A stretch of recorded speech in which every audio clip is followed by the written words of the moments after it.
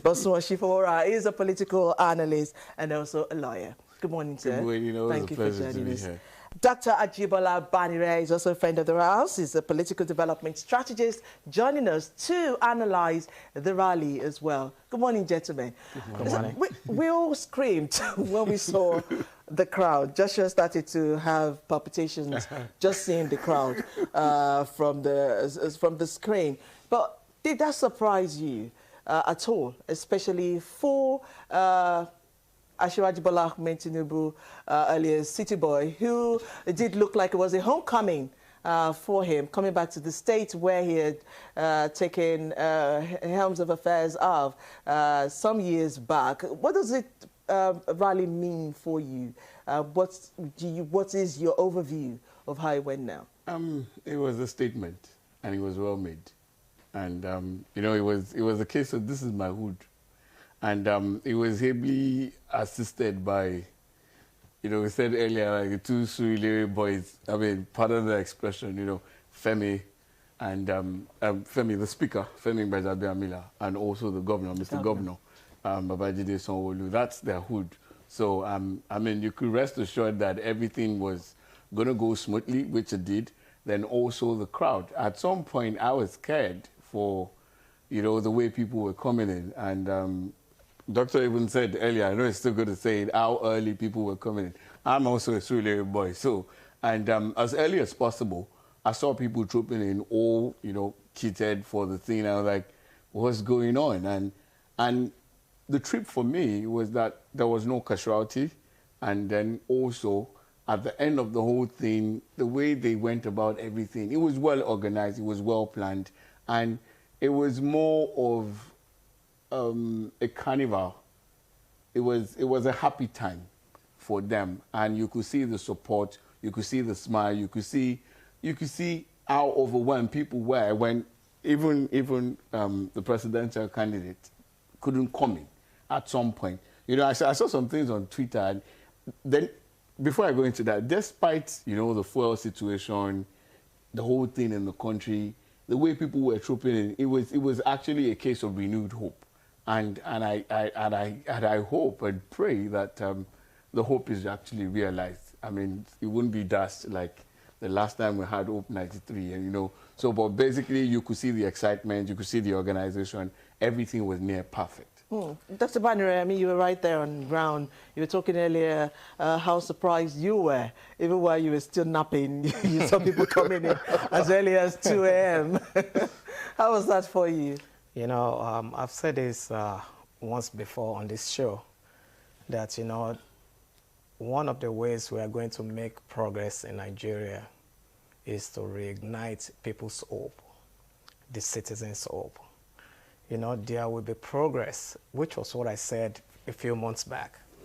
When my hope connects with your hope, when my aspiration connects with your aspiration, it triggers joy, it triggers happiness. That is what we witnessed on Saturday. Asiwaju reignited people's hope, but that Nigeria can be the greatest country on the face of the earth. It is that hope that was reignited in the people that made them troop out to support him. I mean, like, as we were discussing before, I told you I was there overnight. I was there the day before. People started coming at 2:45 a.m. when I was beginning to start taking a nap on the carpet which they were still laying. And I was like, I mean, they were coming in hundreds. By 7 o'clock, the stadium is over half filled. By 7 a.m., that tells you how much love and respect the citizens, not only of Lagos, of the whole country, are for Asiwaju Bola Ahmed Tinubu. And again, I've said it once again on this program, that, you know, let's congratulate ourselves as Nigerians for having this party called APC, because this is the only party that preaches the gospel of hope. Listen to the other political parties around when they talk, when they speak. They are always bringing us down, bringing Nigeria down, bringing our hopes down, bringing our aspirations down. And I said it before. Why are these people even contesting to be presidents of Nigeria when you don't see anything good about the country you want to lead? Ashwaju saw great things happening in Nigeria, and it is going to happen. As we go along in this program, we will analyze those great things that is going to happen to you. Let's start from this. Okay. We're there. Perhaps before we speak to other ancillary issues from that, the presidential candidate talked about, look, I won't forget you, the people. You will be employed, you will get jobs. Of course, I will make sure that we'll take care of you. You will not be forgotten. Those are his actual words. I don't know, because it's like a slippery, it's a banana slip for the candidate of the APC. Now you're coming on the back of a president that is perceived to not have performed by some, and here you're trying to work on his parties to come into power. How do you? What does that say when he said you will not be forgotten? Does that speak to what has happened? Or is he trying to say, look, I've got a better plan as to how to deal with this, and please put your hope in me, let's get this done. Is that what it speaks to? Because we can't sit here and lie that things aren't rosy. We just talked about the fuel situation in the country. We've not had anybody talk to us about what is happening with the fuel scarcity. Those are realities. So what does that tell you when you hear him say that? All right. I think we should put things in perspective. One, what Asiwaju has said is my favorite line, which I always put forward on most programs that I go, is that the biggest room in the world is a room for improvement. Even if you have the best of presidents, there's still something else somebody else could do that will be better than what he has done. And then looking at what's on ground, we cannot shy away from the fact that a few things didn't go too well. But you see, it's not all dark and gloom. I mean, this is one administration that has outperformed almost everybody as far as infrastructure is concerned. We had security problems. And it was really bad. And, I think, like we said the last time I was here, that in the past 3-4 months, there's been a massive improvement from what used to obtain. So that's one. Now, so the economy, that's neither here nor there. If you look at the exchange rate, it didn't speak too well about this administration. So there's no point lying. They got some things right. They got some things wrong. Now, so they got some things wrong. Now, so Asiwaju coming in, that's why he came with the term renewed hope. And when he said you wouldn't be forgotten, there are definitely some people who feel neglected. You saw last week when he went to the East, and he told them that, say, the East, the only song we've heard from the East is the song of marginalization. They felt marginalized since, the whole war thing happened. And then, so he's gone there to tell them that, say, that's not going to be the song again. You guys are going to sing a new song.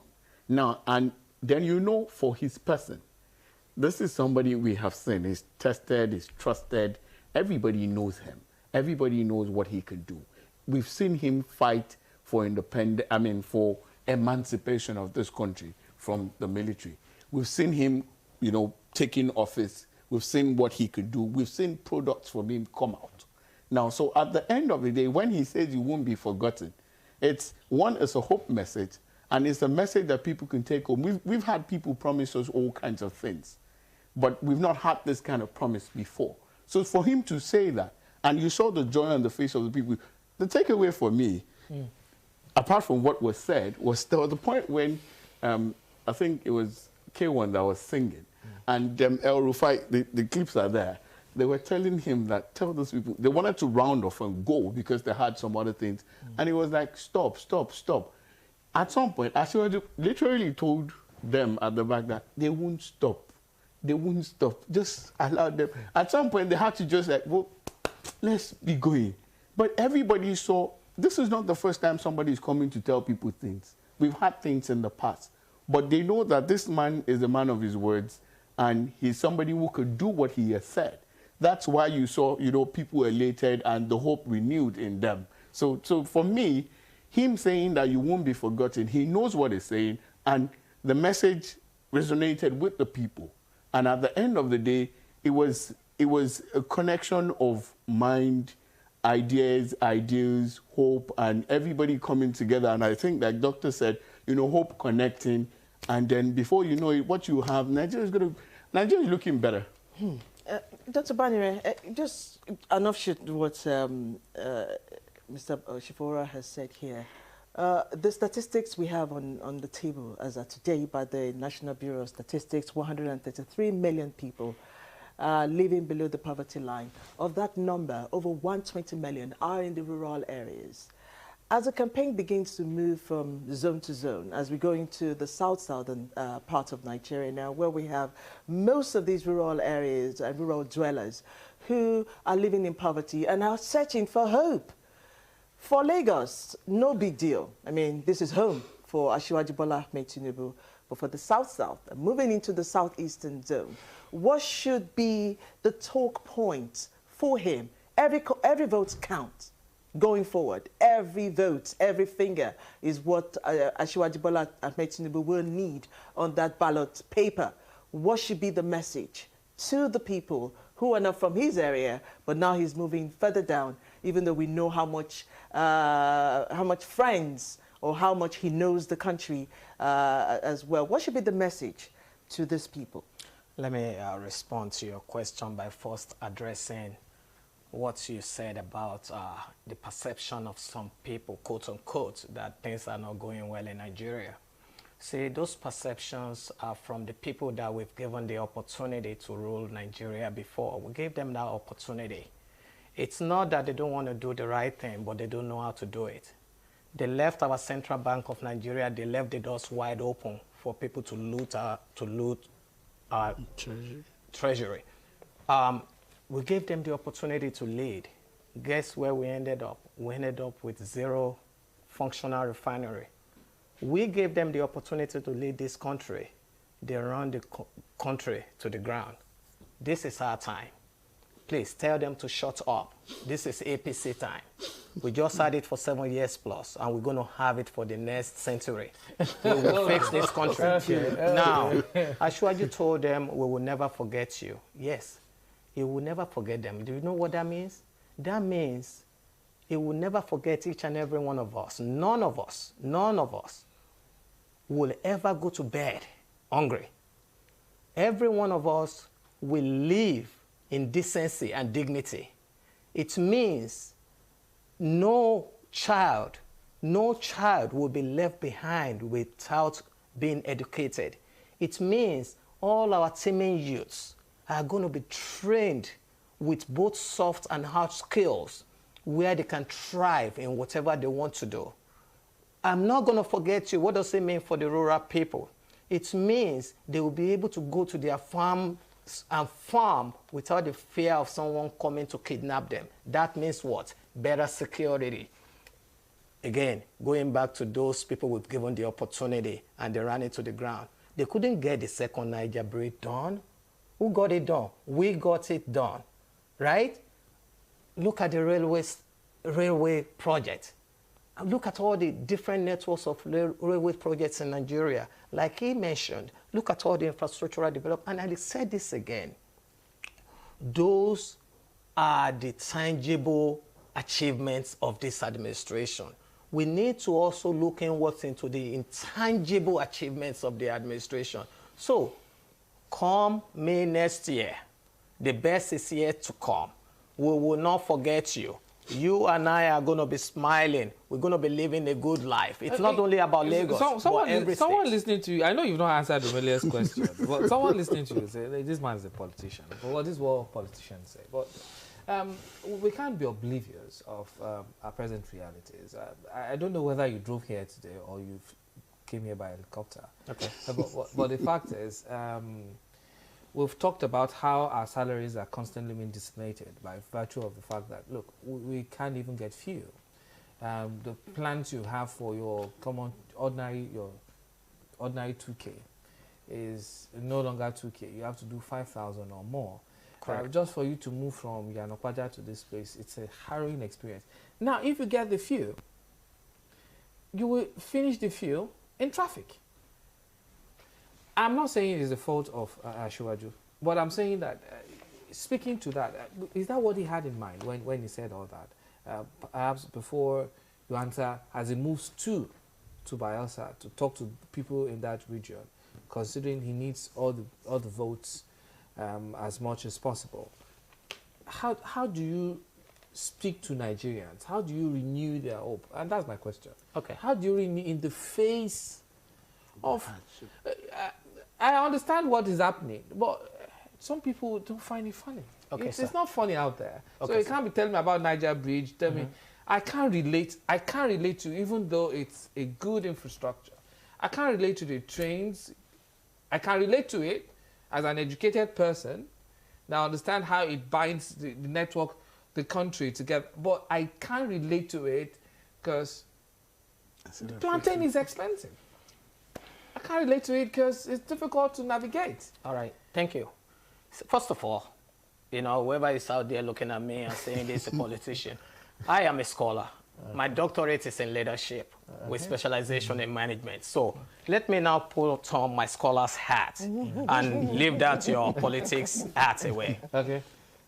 For the ordinary Nigerian that doesn't understand what I'm saying, it takes for an efficient infrastructure for them to be belly full. Let me use that straight word, belly full. It takes for a good infrastructure, electricity, roads, waterways, right? Let's just throw in security in there. For food to get from the farmland of Bayelsa to the market in the city of Bayelsa, in the city of Lagos, from the farmland in Abeokuta. That's, you know what? You don't jump from point A to point Z. Some things have to happen first.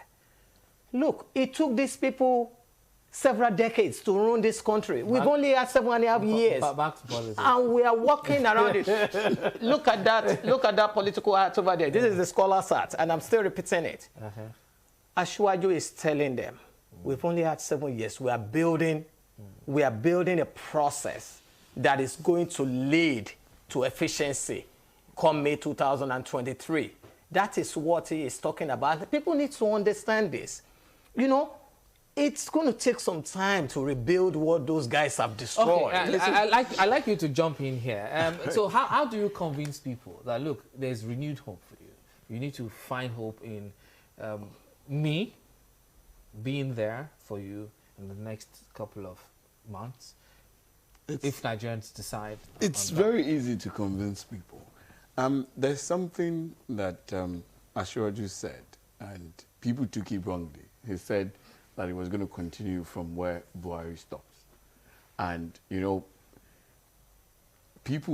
some people have chosen to see it's gloom and doom. And I think Dr. said it rightly. You hear some other candidates come on air and all they tell you, you know, they try to compare you to China, where things are working and all that. They're campaigning, so it's understandable. No, but see, if you look at it with common sense, some of those things, you just said it, that politicians come and they just sway you. But see, you're not talking to people in 1960. This is 2022. Some things can be verified, some things can be said. Now, when some people talk, they actually talk down on this country and they make you feel despondent. You leave some campaigns and you just go like, you know, and you go like, this, it can't be better, you know, like that. But this is somebody who's come and he's telling you that, say, it's not all rosy. Nobody's going to tell you. That's why I said when we started, Buhari started, he did the best he could. He's human. That he had his feelings. We will not deny that. And, you know, we all went to school. There are subjects that you do fantastically well. And there are some subjects you know that like this is God help me. Now, so it's like that. Now, so there are areas where it's God help me for Buhari. Now, then this is somebody who you want to doubt Asiwaju. You know him now. You know what he could do. We've seen what he has done. We've seen people come out of him. You know, no, so that's another part of it. That's why he's saying that See, when I come, because you're asking that, how do you sell hope to people? Now he's telling you that, okay, fine. My party's had this for 7 years. It's whatever you want to score us, I'm coming to do better at this thing. And then because you know me, now he's putting his person, his personality, his credentials on the line. That you know me, you know what I stand for, you know what I could do. You know, it's like when you want to, maybe two people getting into a fight, and you know what we just say, you know me, oh, you know me, you know what I could do. So basically that's what he is saying, that you know me, you know what I can do, you know what I stand for, and then I can actually do this thing. Okay. So that's the hope he's selling. Doctor, we have to go. We have to go. But if I were to just ask any question here, is 30 seconds. We saw the roll call of the dignitaries. Did that tell us anything about the closing of ranks and how much internal mechanisms in resolving a lot of the crises within the APC have been resolved? Absolutely. Absolutely. Ashwaju is the rallying point. And everybody has seen that this is the person who could do it. And then everybody, that's why everybody is closing ranks. There's been rancor, there's been divisions and, you know, all kinds of things. But, you know, seeing his person, seeing what he stands for, everybody has decided, let's come together, let's push this product, and then we know we'll get the best for it. Well, you know, the thing speaks for itself. You saw it yourself. If there is any rancor, you won't see all those people you see there. That tells you about the leadership of Asiwaju Bola Ahmed Tinubu. And on that note, I want to say thank you very much.